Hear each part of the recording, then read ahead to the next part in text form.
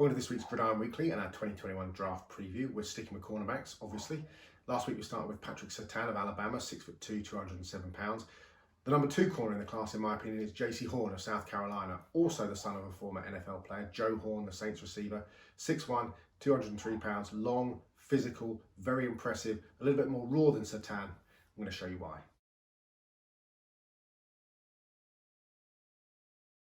So what's there to like about Jaycee Horn? Well, as I said, he's long, he's physical, he's smooth in transition when he changes direction, even though he's a big guy.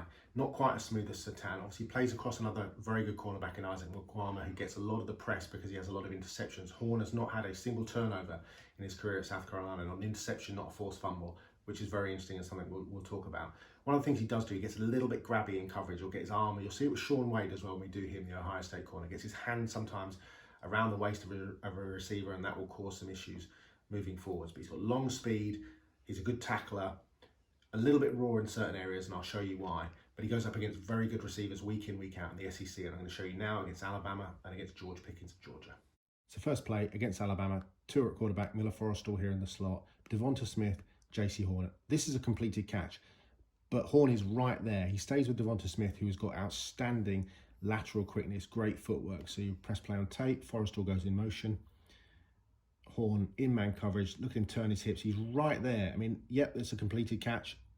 I don't mind it as a coach or as a scout.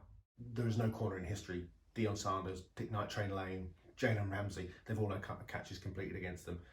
He was right there in coverage. His ball skills are terrific, as we'll see here. Perfect back pedal, click and close, drive on the ball again against Alabama. Let's take a look. Here we are again, bottom of the screen now. Horn here, single coverage against Devonta Smith. You'll see him drop off, be one of those slants that Alabama run all the time. Smith will come down and in. You'll be able to see Horn's back pedal, then him click and close and drive on the ball and then knock it out of Devonta Smith's hand for an incompletion. So he drops off there. There's a slant in cut, throw perfectly on time, and Horn comes in, long limbs, knocks it out. So again, same game against Alabama, lined up with Ruggs and Judy. Understanding of coverage here and then dropping back, using those long arms. Yet again, we just saw it to knock the ball away. Now we're going to see it to knock the ball away in the air. Two are obviously here. You've got Henry Ruggs here in the slot. You've got Jerry Jeudy here. Judy's going to go in and out. Ruggs is going to come down and round. Horn is going to get sucked in and then come back and knock the ball away. So you'll see Isaac Mukwama here in coverage. Horn bails out, understands what's happening, picks up Ruggs, drops back, knocks it away from Jerry Jeudy. Lovely play. So here we are, still in the SEC. Different game, different receiver. And most cornerbacks would be absolutely done on this play, but he doesn't. He shows athletic ability, balance to get back in it. Really interesting play here from Jaycee Horn. Man coverage, you'll see him drop off, you'll see him do the side saddle that I've talked about, but it's an out and up route. And essentially most corners would get caught out, but he shows excellent balance and ability to get back into the route. You'll see it better on the replay. Let's play on the tape here. So Jake Fromm at quarterback. Here's Horn, man coverage, creates some space to the receiver by just motioning inside. There's the out and the up. Most corners would bite on that, but as you see, Horn's back in the play, and you'll get a better view here.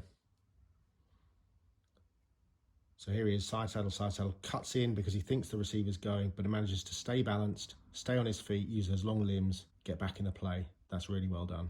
So the final play I'm going to show you, again against Georgia, against George Pickens, perfectly works his man to the sideline. And key is here, watch Jake Fromm, the quarterback, because he eyes Pickens all the way.